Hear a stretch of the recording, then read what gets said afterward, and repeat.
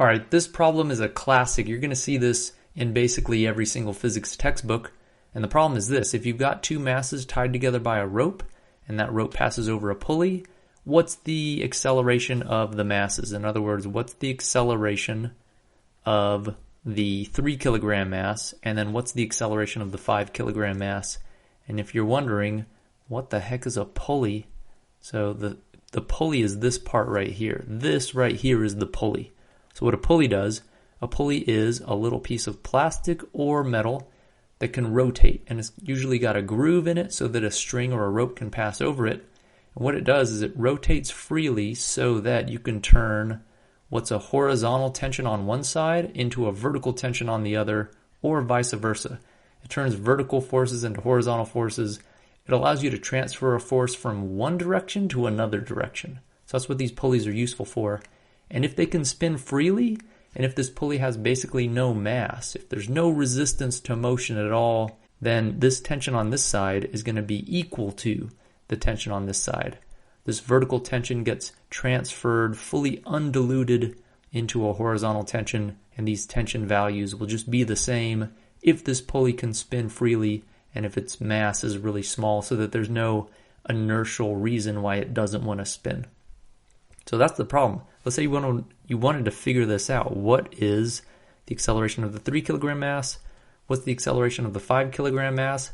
Now, I got to warn you, there's an easy way to do this and a hard way to do this. Now, I'm going to show you the hard way first. Sorry, no one ever wants to hear that, but the reason is that the easy way won't make any sense unless I show you the hard way first. It won't make any sense why the easy way works unless I show you the hard way. And for two, the hard way isn't really all that hard. So I'm calling it the hard way, but it's not really that bad. And for three, sometimes teachers and professors just want to see you do it the hard way, so you should know how to do this. So what do? We want to find acceleration. Well, you know how to find acceleration. We're going to use Newton's second law. So we'll say that the acceleration in a given direction is going to equal the net force in that direction divided by the mass. Now, what do? What mass are we going to choose? We've got a couple masses here. One thing we could do, let's just pick the 5 kilogram mass. Just pick one of them. So I'm going to say that the acceleration of the 5 kilogram mass is the net force on the 5 kilogram mass divided by the mass of the 5 kilogram mass. And remember, we should always pick a direction as well. So do we want to pick the vertical direction or the horizontal direction? Well, since this box is going to be accelerating horizontally, and that's what we're interested in, I'm going to put one more subscript up here, x, to let us know we're picking the horizontal direction. So I can fill this out now. I can plug stuff in. The acceleration of the 5 kilogram mass in the x direction is going to be equal to, all right, what forces do we have? To figure out what goes up here, you always draw a force diagram. So what forces do I have on the 5 kilogram mass? I'm going to have a force of gravity. I'll draw that straight down, Fg. And there's going to be an equal force, normal force upward. So this normal force up should be equal to the force of gravity in magnitude, because this box is probably not going to be accelerating vertically. There's no real reason why it should be if this table is rigid. And there's one more force on this box. There's a force to the right. That's going to be the force of tension. And if there's no friction on this table, then I have no leftward forces here. I'm ignoring air resistance, since we usually ignore air resistance. So that's it. The only horizontal force I've got is T, tension. And I divide by the mass of the 5 kilogram box, which is 5 kilograms, but we got a problem. Look at, we don't know the acceleration of the 5 kilogram mass, and we don't know the tension. I can't solve this. Normally what you do in this case is you go to the vertical direction, the other direction in other words, but that's not going to help me either. That's just going to tell me that the normal force is going to be equal to the force of gravity, and we kind of already knew that, so that doesn't help. So what do? Well, you might note this is only the equation for the 5 kilogram mass. So now you have to do this for the 3 kilogram mass. So let's come over to here. Let's say that the acceleration of the 3 kilogram mass is going to be equal to the net force on the 3 kilogram mass divided by the mass of the 3 kilogram mass. And again, which direction should we pick? Well, this acceleration over here is going to be vertical. So let's solve this for the vertical direction. I'm going to add one more subscript y to remind myself, and you should do this too so you remember which direction you're picking. So what forces do I plug in here? You figure that out with a force diagram. I'm going to have a force of gravity on this 3 kilogram mass. And then I'm going to have the same size of friction, the same size as tension that I had over here. So the tension on this side of the rope is it's going to be the same as the tension on this side, assuming this pulley offers no resistance either by its mass or friction. So assuming that its mass is negligible and there's basically no friction, then I'm going to have a tension, and that tension is going to be the same size. So I'll draw that coming upward. But it's not going to be as big as the force of gravity is on this 3 kilogram mass. I've got the force of gravity here. This tension is going to be smaller. And the reason is this 3 kilogram mass is accelerating downward. So these forces can't be balanced. The upward force of tension has got to be smaller than the force of gravity on this 3 kilogram mass. But this tension here should be the same as this tension here. So I'll plug those in. So let's plug this in. A of the 3 kilogram mass in the y direction is going to be equal to, I've got two vertical forces. I've got tension up, so I'll make that positive because we usually treat up as positive. I've got gravity down, and so I'm going to have negative because it's downward force of 3 kilograms times the acceleration on Earth is 9.8 meters per second squared. Now what do? We divide by 3 kilograms because that's the mass, but I've still got a problem. I don't know this acceleration or this tension. So what do? You might notice, if you're clever, you'll say, wait, I've got my unknown on this side is acceleration and tension. My unknown on this side is acceleration and tension. It seems like I've got two equations, two unknowns. Maybe we should combine them, and that's exactly how you do these. So I've got tension in both of these equations. Let me solve for tension over here, where it's kind of simple, and I'll just get that tension equals 5 kilograms times the acceleration of the 5 kilogram mass in the x direction. So now I know what tension is. Tension is equal to this. And that tension over on this side is the same as the tension on this side. So I can take this and I can plug it in for this tension right here. And let's see what we get. We get that the acceleration of the 3 kilogram mass vertically is going to equal, all right, I'm going to have a big mess on top. What am I going to get? I'm going to get, so T is the same as 5AX. So I'll plug in 5 kilograms times the acceleration of the 5 kilogram mass in the x direction, and then I get all of this stuff over here. So I'll get the rest of this right here. I just bring that down right there. All right, now what do I have? I've got 3 kilograms on the bottom still, so I have to put that here. Are we any better off? Yeah, we're better because now my only unknowns are acceleration. But these are not the same acceleration. Look at this acceleration here is the acceleration of the 3 kilogram mass vertically. This acceleration here is the acceleration of the 5 kilogram mass horizontally. Now here's where I'm going to have to make an argument, and some people don't like this, but it's crucial to figuring out this problem. And the key idea is this. If this 3 kilogram mass moves down, let's say 1 meter. Let's say it moves downward 1 meter.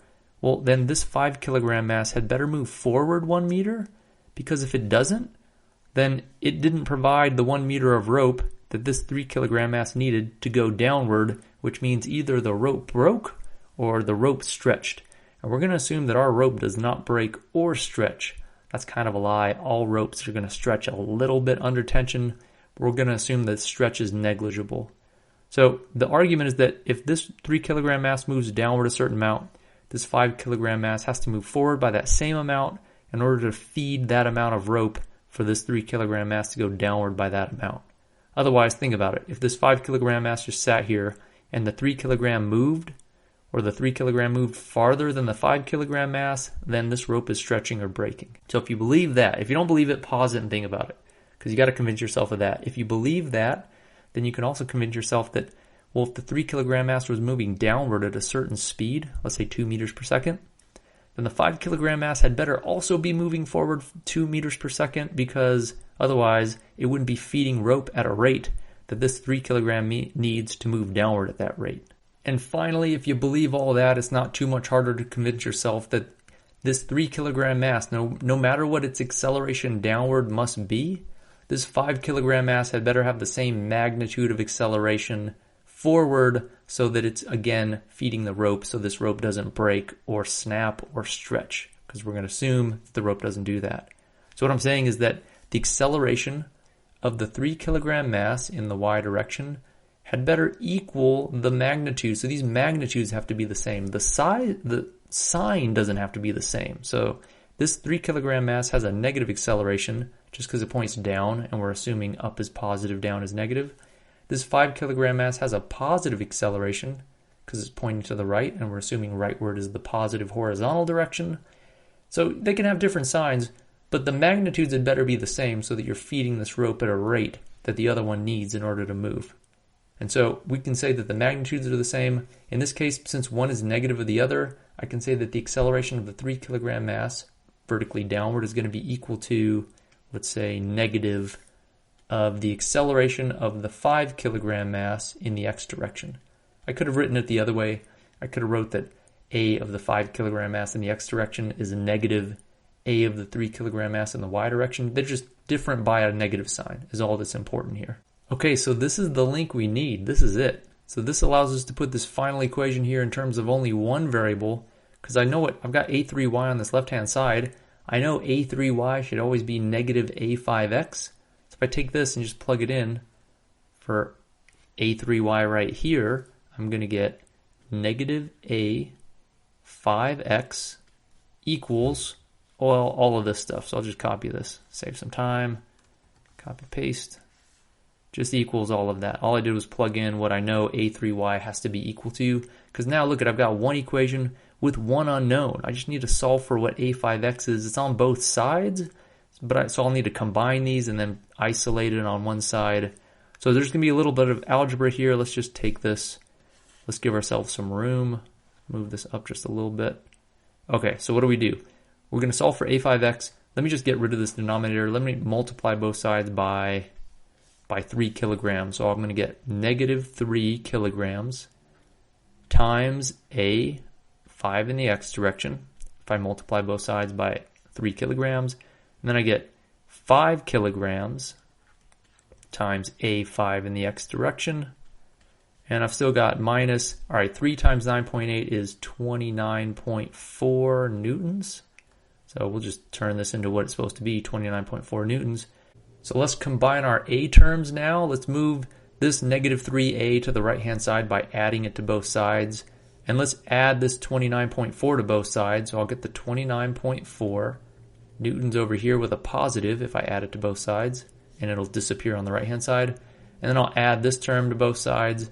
I'll add a positive 3 kilogram times a to both sides. It'll disappear on the left. And I'll get 5 kilograms times a 5 in the x direction plus 3 kilograms times a 5 in the x direction. Now we're close. Look at on the right hand side, I can combine these terms because 5a plus 3a is the same thing as 8a.